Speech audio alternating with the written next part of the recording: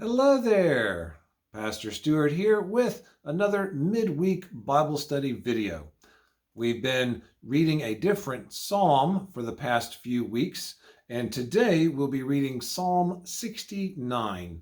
Now, every week we learn interesting things about each psalm, and this one is no different. There's a lot of interesting things about it.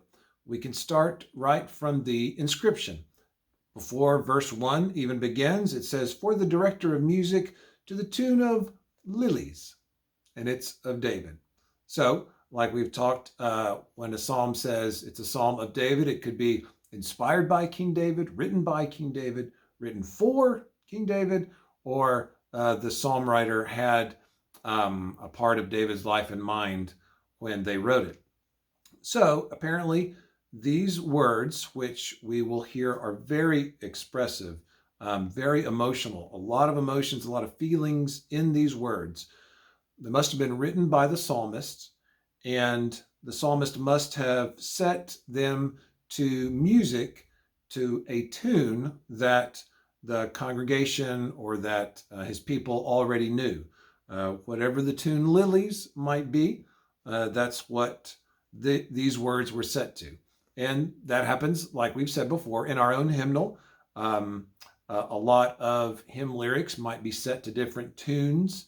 And usually we remember the title of the hymns, but maybe not the tune name. So if you have a hymnal at home, you can go into the back, not the very, very back, but right before the very back, and look at all the different tune names and see if there's some that have a lot of numbers to them, which means there is a few different hymns that use that same tune, like Beach Spring is a tune, Heiferdal, Old 100th, Finlandia, lots of interesting tunes and names that are very familiar. We just don't know the tune name, but we know the words and the hymn lyrics that are set to them. So perhaps this was one of those examples. Now, as you know, every hymn that we're reading these days is quoted in the New Testament, and this one is quoted in a number of places. I'll put all these scripture references in the video description below. But Psalm 69 is quoted in John chapter 2 and chapter 15, Acts chapter 1, Romans chapter 11, and chapter 15. When it was written and read in the Old Testament, it was a individual psalm of lament. It's written by one person expressing the feelings of one person, but it would have been used communally in a public worship service. As we will hear and see, it was written from someone who felt scorned by their town, community, friends, and family. They're also feeling kind of distant from God, and they are crying out for God to help them, hoping and feeling confident that God will rescue them and get them through.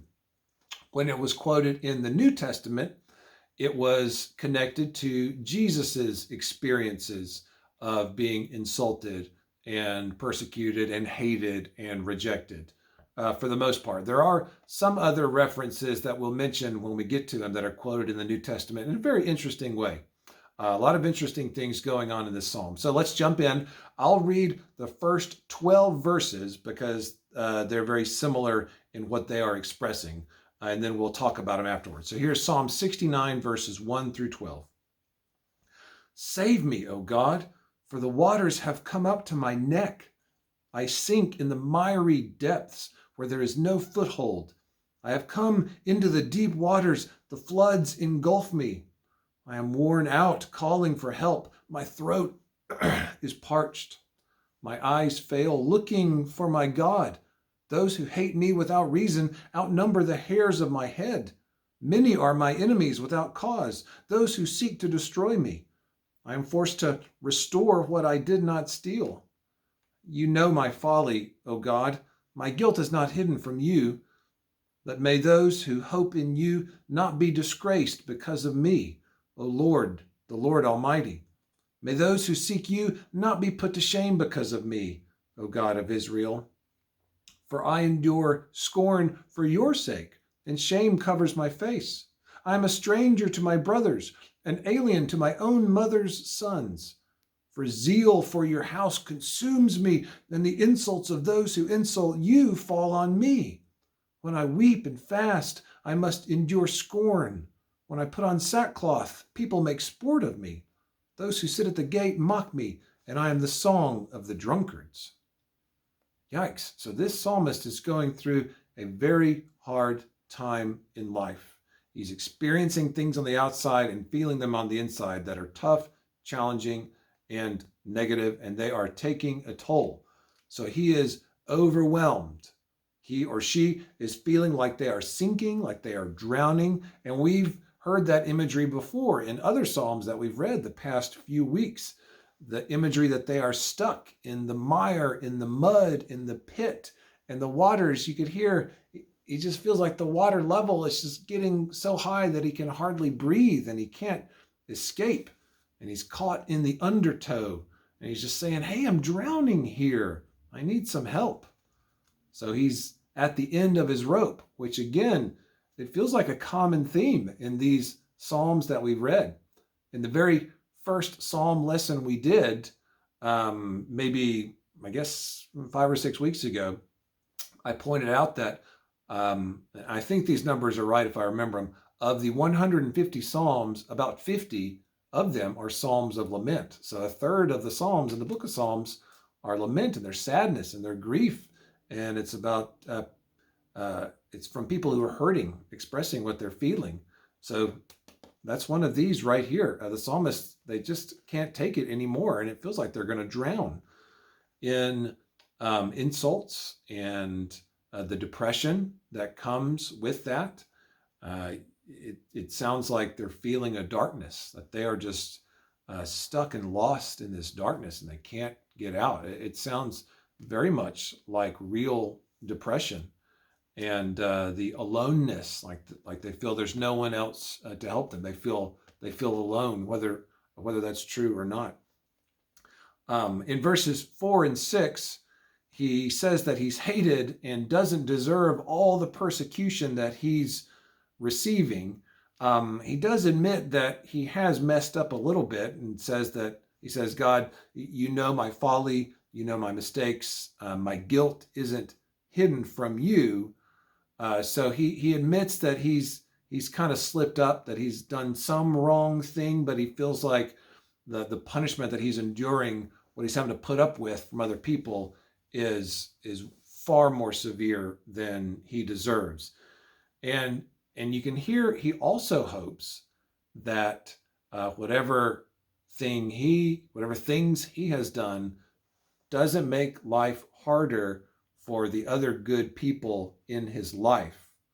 And he's feeling some guilt about that. That's in verse 6. May those who hope in you, O God, not be disgraced because of me and not be put to shame because of me. So it sounds like he's feeling some shame and some guilt over what he's done. The outside community definitely giving him a hard time, definitely persecuting him, mocking him. So it's just like a terrible cycle of shame and guilt. And now he's worried about the people he cares about, that whatever he's done, like his life is going to make life harder for them. And then he feels bad about that. And it just kind of keeps getting worse and worse and worse. And he does mention something like, I am forced to restore what I did not steal. And I think that's the theme of he's being punished or paying consequences that are more severe than he thinks is like equitable. Like it does, like the punishment doesn't fit the crime, it seems. So he knows that he's done something or some things bad and feels like he's suffering too much, but he's also worried for others as well.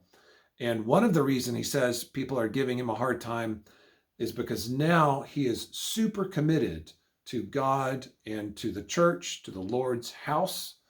And so now, very interesting, these are in verses 7 through 9, it says that he takes it personally when people say bad things about God. Like if someone walked out and said, I resent what God has done, or I hate God because of this, bad thing. Well, the psalmist has taken that personally, which is very interesting.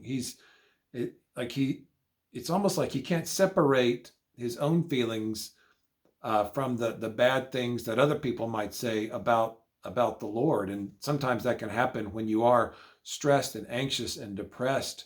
It's like your nerves are just open up and raw, and anything negative that you just happen to hear, boom, it just kind of lands in you, even if it's not pointed at you.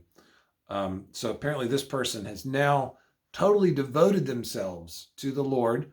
They made some mistakes in the past, but now they're giving all their attention and zeal to God.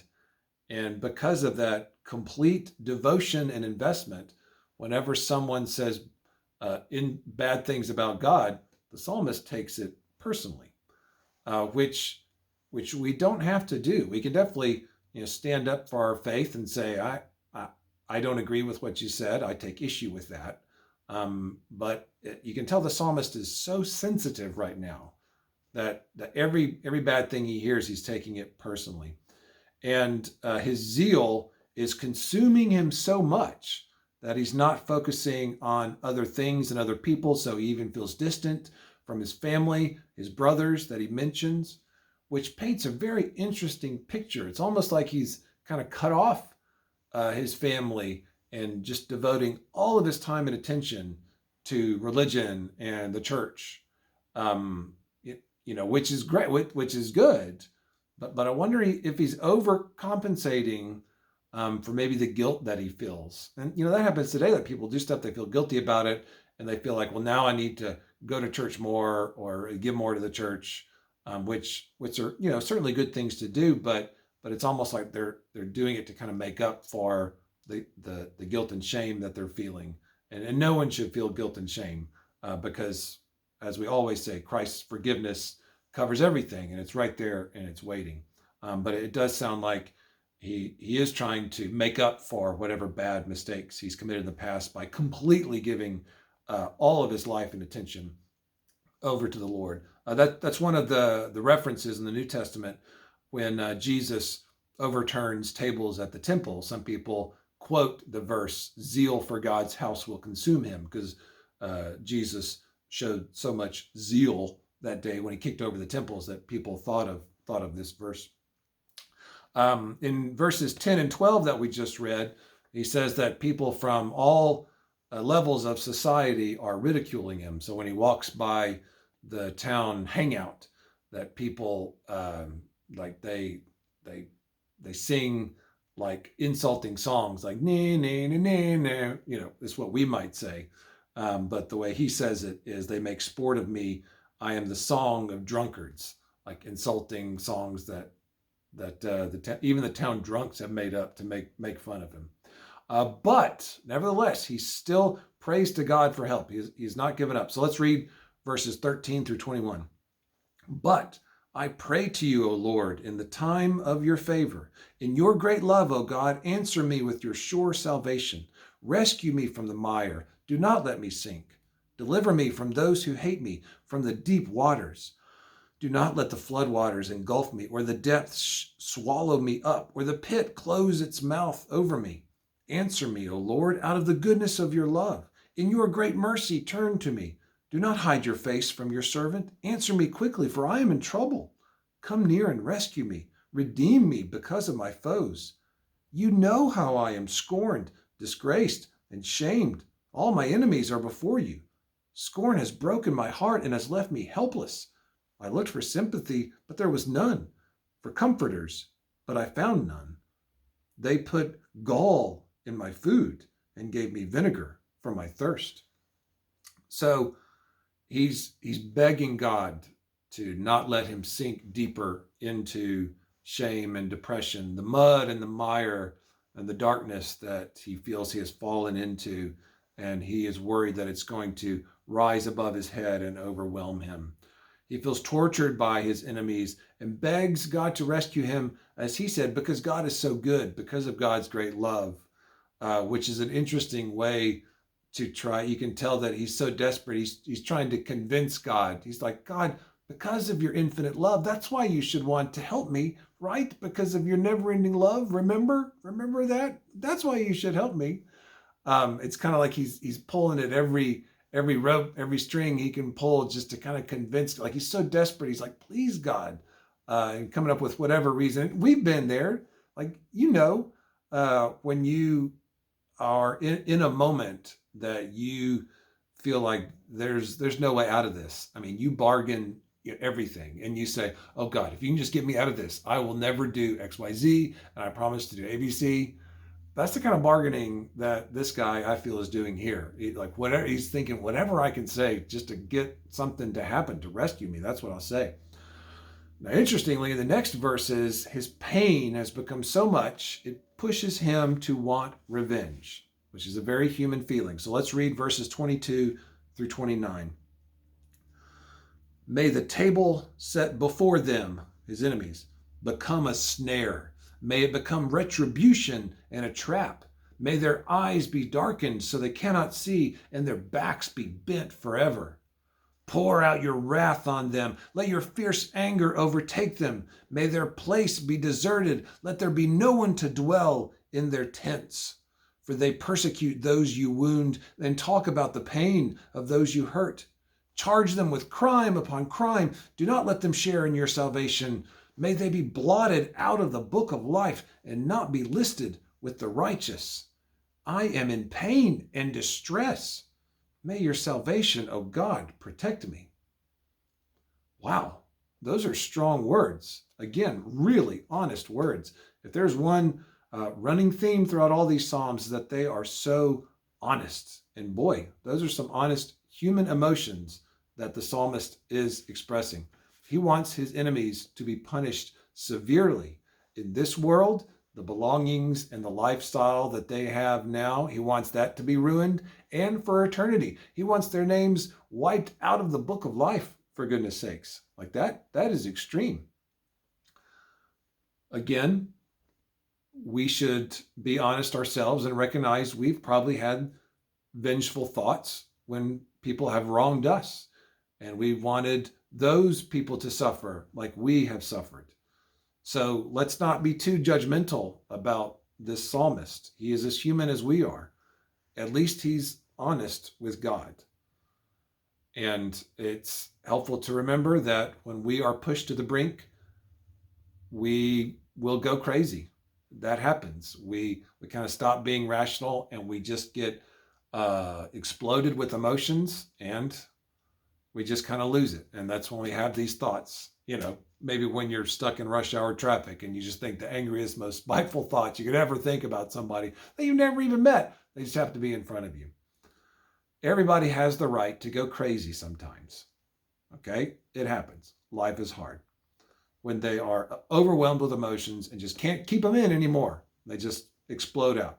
Just make sure that you don't get stuck dwelling in that spite forever, and let the spite define you, and let the vengeance motivate you, and the revenge be your guiding force. Get those feelings out, shout them out like this psalmist. Get them out. Everybody has the right to go crazy sometimes. Just don't stay in that vengeful place. And interestingly, those verses are quoted in Acts chapter 1 by Peter in reference to Judas Iscariot because of Judas's betrayal of Jesus. And Peter, understandably, very mad at Judas. And Peter is not sad that Judas killed himself, and expresses some of these vengeful verses. But we understand a lot of emotions and pain get expressed that way. It is also interesting that the psalmist considers himself to be punished by God in verse 26. He's saying that the people are persecuting him who's been wounded by God, and that God has hurt him, and he doesn't like that other people are talking about that. So it seems like he feels like that God has punished him. He's been wounded and hurt by God, and he doesn't like other people talking about that, making fun of him for it. Now, when we are suffering, we might not put it that way. We might say, like, if we're talking about someone else, we might say they're suffering consequences of bad choices and mistakes. We might not say God has wounded them or God has hurt them, intentionally. But Sometimes when you make mistakes, there are bad consequences, and those consequences hurt. But interesting that the psalmist sees it that way and just doesn't like that other people are making fun of him because of it. All right, let's read the last few verses, 30 to 36. I will praise God's name in song and glorify him with thanksgiving. This will please the Lord more than an ox, like a sacrifice, more than a bull with its horns and hooves. The poor will see and be glad. You who seek God, may your hearts live. The Lord hears the needy and does not despise his captive people. Let heaven and earth praise him, the seas and all that move in them. For God will save Zion and rebuild the cities of Judah. Then people will settle there and possess it. The children of his servants will inherit it, and those who love his name will dwell there. So, a wonderful, sweet, inspiring turn there at the end of the psalm. Even though God hasn't rescued him yet, he's sure that God will, and he's already planning the celebration that he will give afterwards, which is an impressive example. And it does kind of hint about the timing of when this psalm might have been written. If he talks about the cities of Judah being destroyed and needing to be rebuilt, that might set the writing of this psalm during the Babylonian exile. So maybe the psalmist was thinking of David and the hard times that David endured and wrote this song and set it to an older tune. But we've talked about before that the exile was like the hardest, most difficult time for Israelites in the Old Testament. So a stressful time already. And if other hard things happened on top of it, then the stress compounds itself. So that might explain why this psalmist has really been pushed to the breaking point. It's kind of like us now in this, stupid darn pandemic that we're having to live through. Everybody's stress level is automatically higher. So if we start getting some criticism or hearing some negative, words or comments, that's gonna hit us harder than in normal times because our stress level and our sensitivity is already up. That's happened to me. That's happened to me these past few weeks because this pandemic time, we're already stressed and worried and freaked out. And I've mentioned this in church emails that it's like we're in kind of an exile time as well. And that includes the stress that comes with it. So all of Israel during the exile were worried and scared and stressed and having a hard time. And so if this guy makes he's like, I made one little mistake or whatever it is. And now I'm suffering all this and these people are saying things. And perhaps it's the Babylonians who are making fun of the Lord and saying like, oh, you believed in God. Where's your God now? Ha, ha, ha. That could very well be the setting for this psalm. So we could definitely understand why he's extra sensitive to harsh comments these days, because I'm feeling that now. Maybe you are too during this coronavirus time. So the psalmist is feeling a lot of emotions as we go back and look over this whole thing. He's feeling abandonment. He feels alone. He's afraid about what other people will do to him, what they will continue to do. He feels hard done by, like he doesn't deserve what he's going through. He's desperate. He's trying to say and do whatever it might take to get God to help him. But also through his faith, he has confidence that God is still there, that God can and will work in his life and will get him through. We can still have that as well. Now, is it true that he gets a little melodramatic, kind of there in the middle when he's wishing for revenge in this life and the next over his enemies? Sure. But like we said, sometimes our emotions just get the better of us, and that happens. Hopefully later on, when things kind of cool down, when he can kind of calm down, take some deep breaths,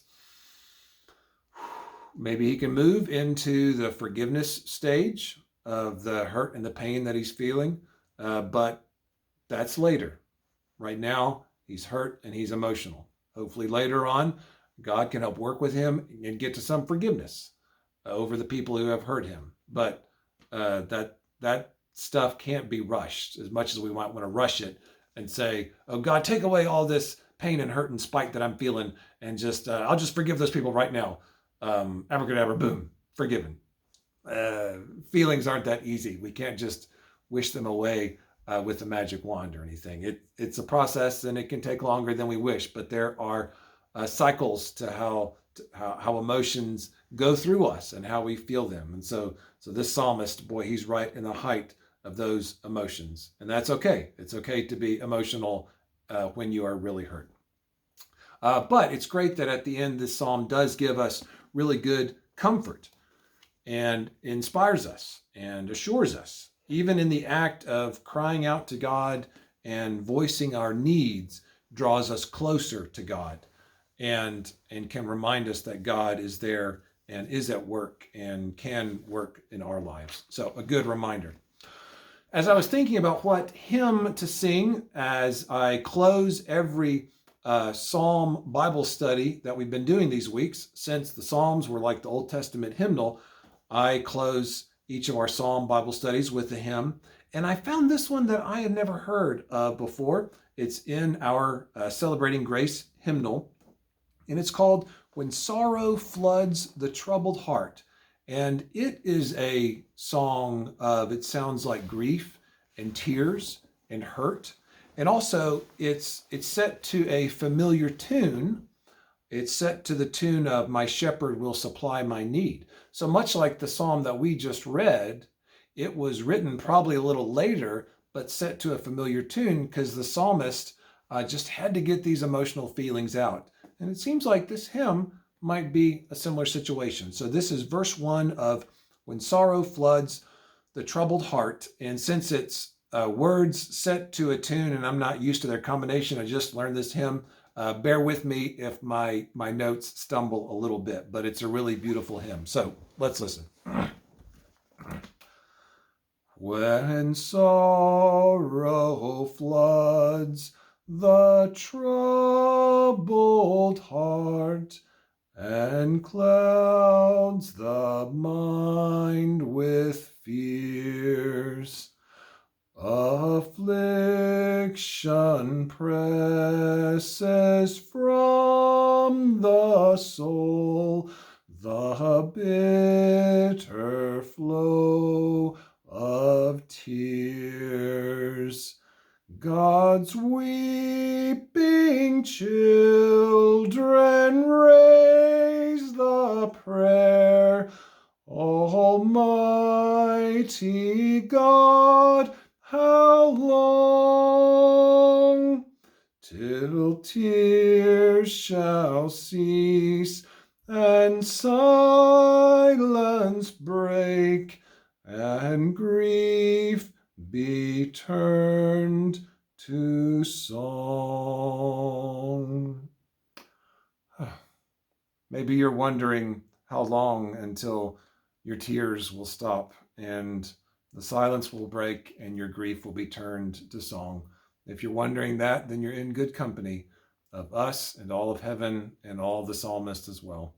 So be encouraged and know that you're not alone. Don't stop praying this week and don't stop singing. We'll see you next time. Take care.